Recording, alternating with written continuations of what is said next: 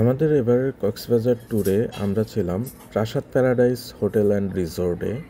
এই ভিডিওতে আমি তোমাদের দেখাবো তাদের বুফে ব্রেকফাস্টটি কেমন ছিল, তাদের বুফে ব্রেকফাস্টে কী কী আইটেম ছিল, তাদের বুফে ব্রেকফাস্টের পরিবেশ এবং অন্যান্য সব কিছু।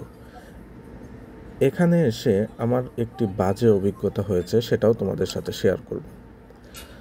তো শুরুতেই মিষ্টি দিয়ে শুরু করা যাক, আমি মিষ্টি প্রেমী। তো পায়েস ছিল, আর ফুড স্টেশনটা খুবই ছোট, জাস্ট 6-7টা বাংলা আইটেম ছিল। এটা বুটের ডাল, এটা বাংলা ভেজিটেবল, আর এটা হচ্ছে চিকেন কারি। চিকেন কারিতে এনাফ চিকেন ছিল।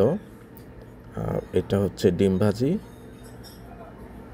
পরোটা এবং খিচুড়ি। খিচুড়িটা আমি টেস্ট করিনি, তবে যারা টেস্ট করেছে তারা বলেছে খিচুড়িটা অনেক মজার ছিল। কিন্তু আমি অন্য একদিন চিকেন তেহারি পেয়েছিলাম, সেটা অনেক টেস্ট ছিল।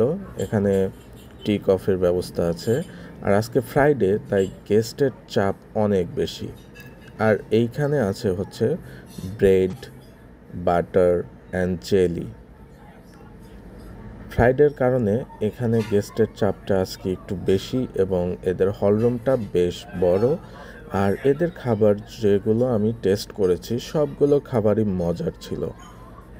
এই জুসটাও আমি টেস্ট করেছি, জুসটাও মজার ছিল। খাবার নিয়ে আসলে এখানে কোনো কমপ্লেইন নেই, জাস্ট আইটেমটা কম, খুবই কম ছিল, 6-7টা, এবং ফুড স্টেশনটাও খুবই ছোট। তোমরা দেখতে পাচ্ছ অলরেডি সামনে টি কফি, আর এই যে হলরুম, দেখো কত গেস্ট।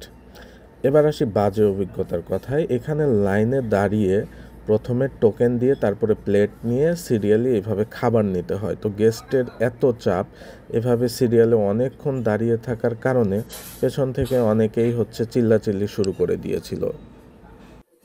অন্য কোনো হোটেলে আমরা এ ধরনের অভিজ্ঞতার সম্মুখীন হইনি, মানে মানুষজন এত চিল্লাপাল্লা শুরু করেছিল, রিউড ব্যবহার শুরু করে দিয়েছিল। তো এই ব্যাপারটা আরও ভালোভাবে হ্যান্ডেল করা যেতে পারতো, এভাবে টোকেনটা আগেই চেক করে নিতে পারতো তারা।